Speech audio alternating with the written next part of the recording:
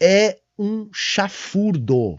Aí as disciplinas estruturadas historicamente, com trabalhos, né, desenvolvidos enquanto ciência da pedagogia, coisa de décadas que nós temos, aí essas estão encolhendo. Aí você tem um aluno do terceiro ano do ensino médio, que vai fazer um Enem, que vai prestar um vestibular, aí ele tem um período de matemática, aí ele tem um período de física, mas ele tem aula de TikTok, ele tem aula de brigadeiro. E vocês acham que isso é um problema da educação? Não, isso não é um problema, isso é proposital na educação brasileira. Nicolas Ferreira, vulgo Chupetinha, né, que é deputado, vai ser o presidente da Comissão de Educação na Câmara Federal. Tá aí ele de peruca, né, fazendo um discurso transfóbico na tribuna. Na tribuna. Eu quero aproveitar, tá, essa manchete, né, porque a Comissão de Educação da Câmara é a comissão que vai avaliar toda a estrutura e eventuais mudanças na legislação da educação brasileira, daquilo que pode ou que não pode ser feito, como deve ser estruturado. É algo muito importante, é algo muito importante. E eu sou um cara, gente, que dá aula para a escola pública de periferia há 18 anos. 18 anos já que eu tô nessa vida aí. Tá? E a cada ano que passa, a educação tá pior no Brasil. Sabe? A gente fica horrorizado, escandalizado quando a gente vê os dados do PISA. E aí a gente percebe que os nossos jovens não sabem escrever, não sabem calcular, não sabem história, não sabem geografia, não sabem química, não sabem física, não sabem biologia e não sabem mesmo. Não sabem mesmo. A educação está cada vez pior. E sabe por que ela está cada vez pior? Porque a cada ano que passa, a cada mudança implementada nas nossas políticas educacionais, a educação fica mais prejudicada. A cada mudança vem sempre para piorar a qualidade da educação. A educação no Brasil, ela piora a cada um que chega. Cada novo governo estadual, cada novo governador do estado vai lá e faz uma mudança na educação. Faz uma mudança na educação. Essa mudança piora a educação. 2 anos muda governo, muda estratégia, não dá certo, eles mudam de novo. O que essa nova mudança faz? Piora de novo a educação.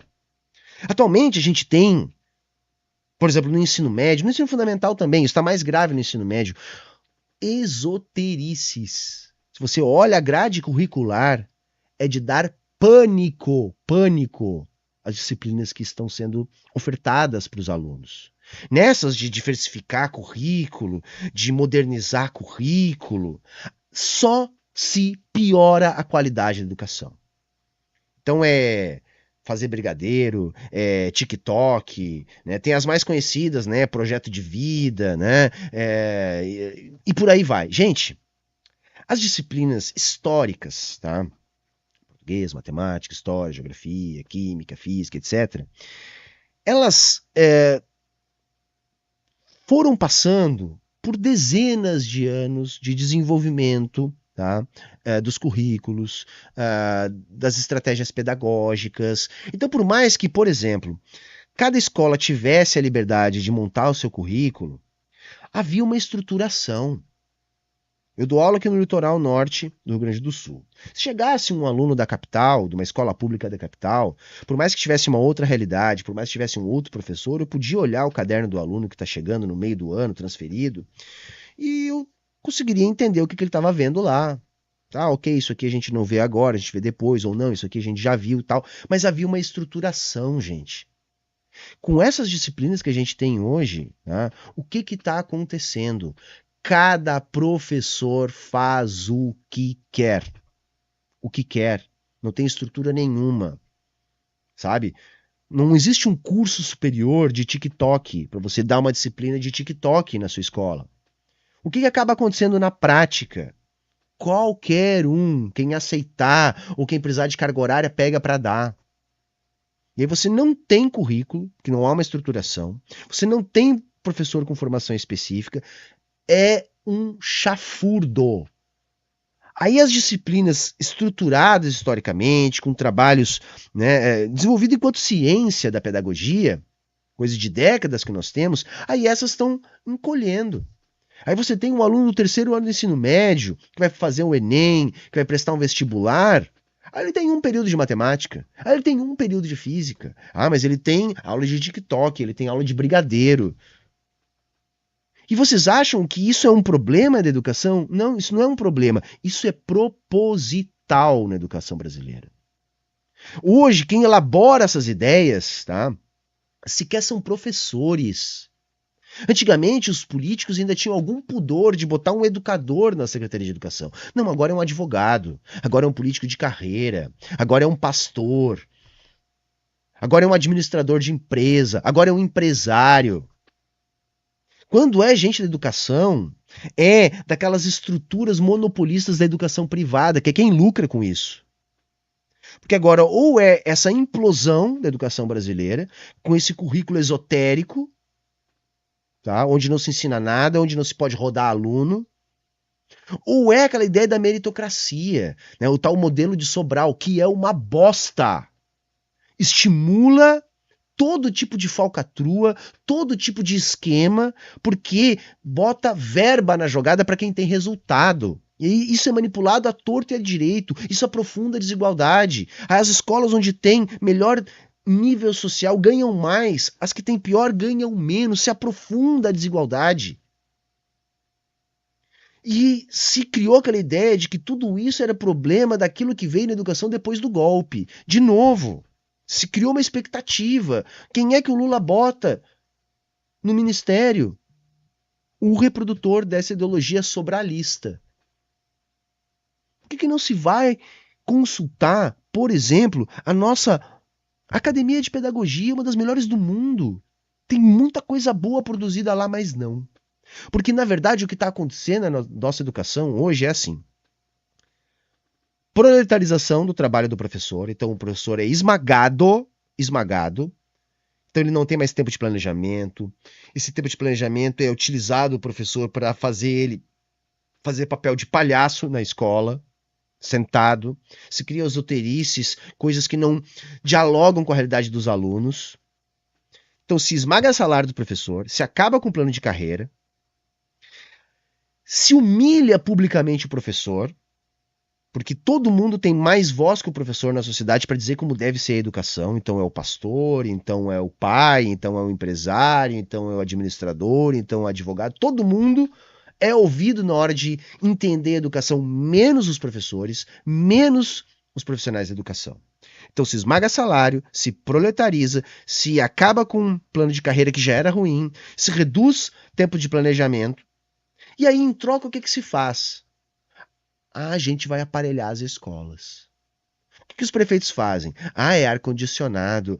Aqui no Rio Grande do Sul agora é moda. É lousa eletrônica. É computador para todos os alunos.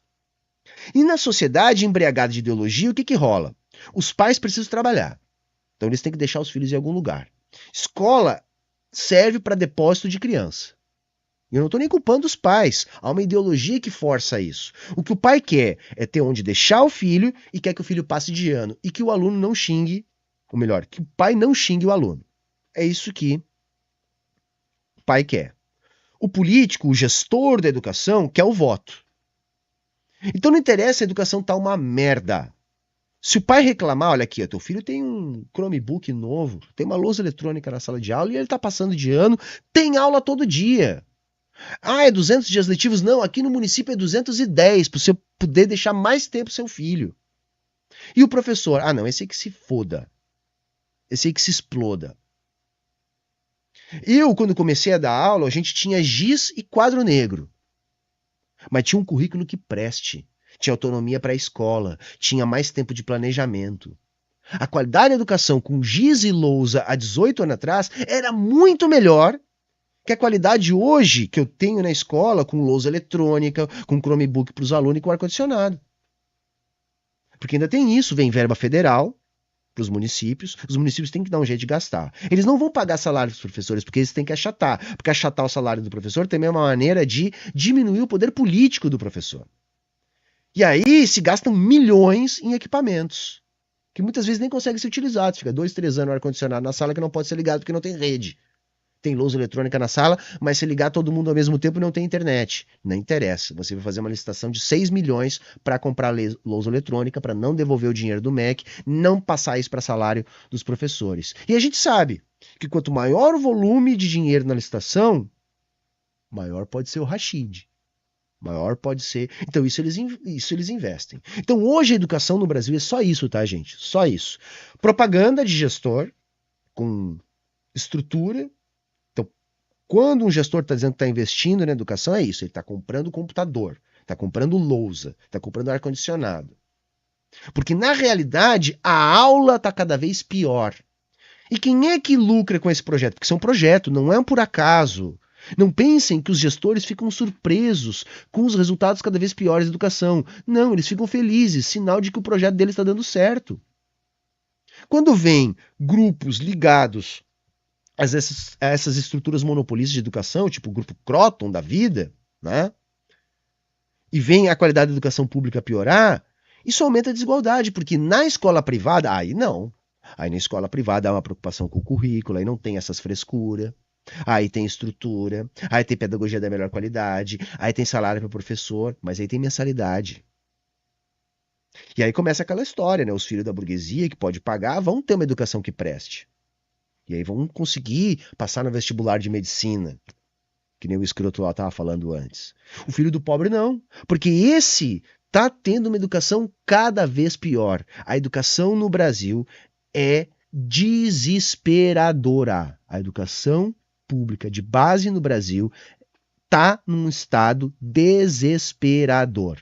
Ninguém mais quer ser professor, não tem mais como ser professor, não tem mais como dar aula, não tem mais como ensinar os alunos.